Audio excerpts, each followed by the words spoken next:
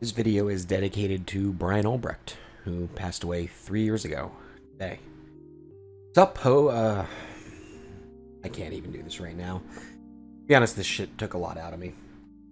My childhood friend Brian is why I play video games at all, really.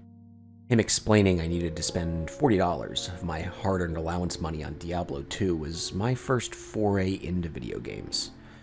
That muscle-bound moron did break two stereotypes about gamers as well. First, he showed a gamer could be a ripped Adonis who could pull your head off. Second, he showed not every gamer was a nerdy scientist type, because if his IQ was above room temperature, I'll eat my own hair on camera.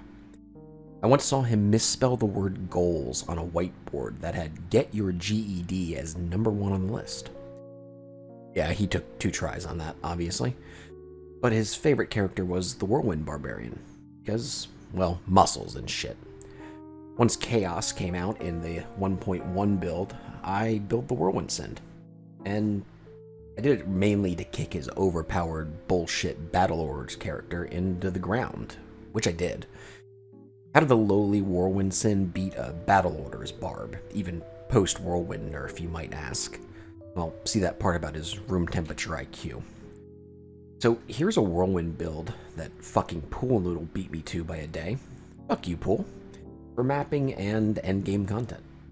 Now, the Whirlwind Sin is not the fastest or the tankiest or even really that great with mid-level, I guess, non-3 socket gear. However, everyone was losing their collective shit over my season guide when I mentioned your third expensive character as being like Elizabeth Olsen's chocolate-covered booty hole. Well, this bitch is that. She may not be the best, but there's something fun about playing a spinning martial artist who just goes crazy. Remember Fun? We used to do that before min-maxing our builds for 5-minute map clears. Let's go over skills and stats. So the good news is your skills are the same regardless of building for poison damage or physical damage. We are going to start by maxing out Claw Mastery, Fade, or Burst of Speed. Just go with Fade, honestly. Venom, and Cobra Strike. Well, Cobra Strike and Venom are synergies, so that works.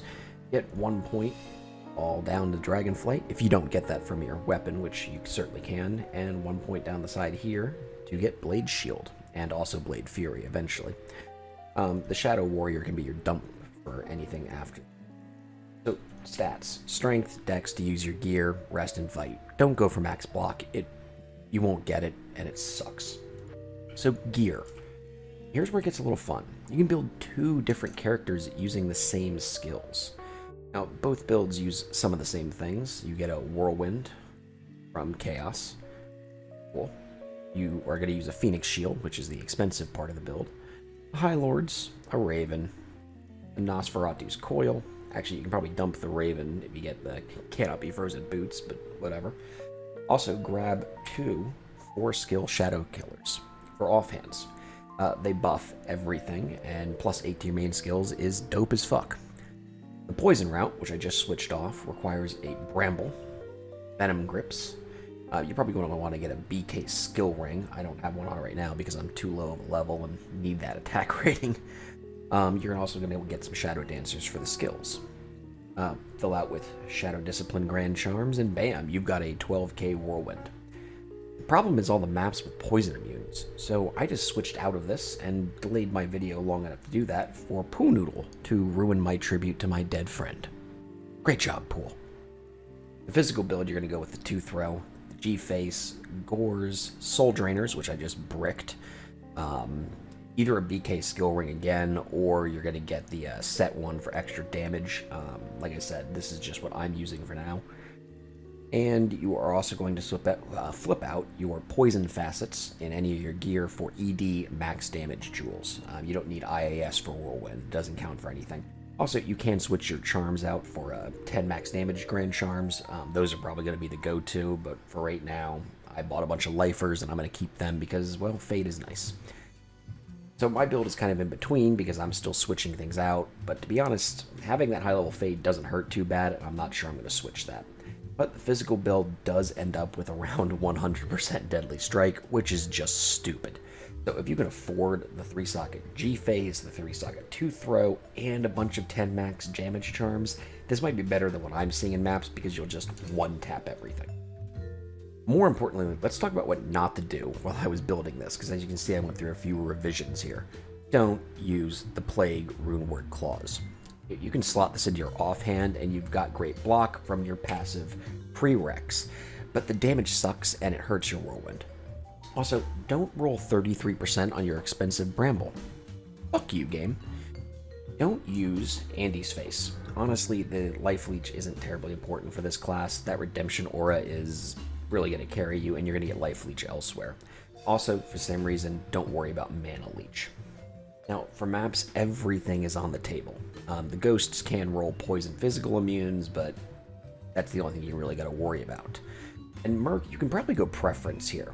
I'm going with probably an Act 2 Defiance when some of my Brambles sell and everything, and I'll make a Pride for them.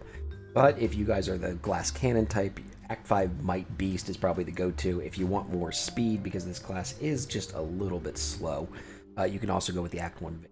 I think all of those will be viable. Now, the playstyle. Well, you Whirlwind shit, and it dies. Making little triangles is that go-to strat, but if you're normally a dedicated ranged player like I am, and your melee chops are not up to snuff, it is actually harder than it looks. You can Whirlwind right into danger and get murked quite fast. I also had a problem where my Whirlwind target locked on a enemy that was running away, so I chased them down into another mob. Use Blade Fury on bosses, because it is broken and overpowered, and you can hide at range like the good little pansy that you are. That's it, really.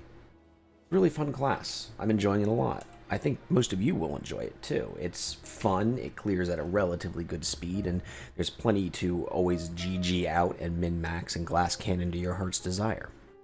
My only problem with this build is actually how much better it is than Whirlwind Barbarian itself. I wanted to remake Brian's Jabberwocky Whirlwind Barb, but damn, with battle orders nerfed into uselessness and the lack of OP poison damage, I just couldn't get a pluggy build to work. I even rolled 4 sockets on a grandfather and ohmed it out to no avail. So we've addressed the balance issue that's existed for 20 years in LOD. Talik is the superior Chad Barb, while Madoc and Corlick are flies to swat away before you solo him down. These 3 barbarian titans are what barb classes should aspire to. Now, we made Madoc great again last season, and those throw barbs still dominate class choice. We made Corlick great again this season, with Leap Barb being the new flavor of the season. Why not Talik now? Did his reign as the supreme god barb for 20 years just mean PD2 now has to shit down Whirlwind Barbarians next for payback on bad balance in LOD? I'd really like to make Jabberwocky and do a real tribute to my lost friend. But sadly, I just know it will be a pale imitation of what Whirlwind used to be and should be. The best Whirlwind class should be a barbarian, and this Whirlwind assassin should be a sideshow freak. Barb should be Elizabeth Olsen, and the Sin should be the bearded lady at the freak show. Her name is something jacked like Bertha, and she has nipple hair, which isn't even part of the bearded lady attraction. She's just gross and won't shave it. What we need is a Whirlwind Barbarian back, and for Season 4, after all the love Leap and Throw got, just maybe, we can make Whirlwind great again too. See you guys. Woo! No excuses.